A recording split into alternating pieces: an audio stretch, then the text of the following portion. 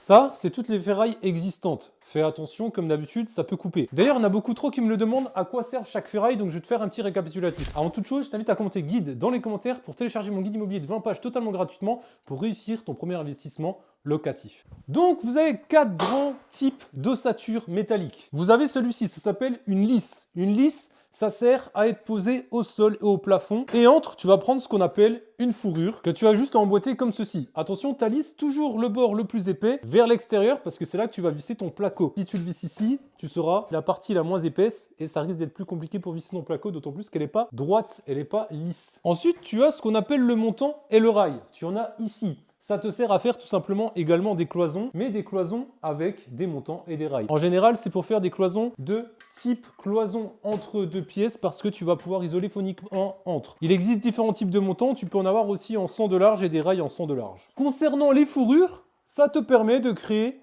des plafonds. Tu peux les emboîter avec des suspentes et en fait, ça te permet de créer des plafonds et comme je t'ai dit, toujours des vis en 35 pour visser ton placo sur des fourrures. Et ça, c'est extrêmement solide. Tu peux faire des tractions dessus. Et en fait, tout ce qui est fourrure au mur et l'hélice que je vous disais que vous pouvez mettre au plafond pour emboîter, ça vous sert également à isoler de beaucoup plus épais avec des clips qu'on appelle des clips Optima. Voilà à quoi ressemble quand tu les emboîtes. Et c'est extrêmement solide.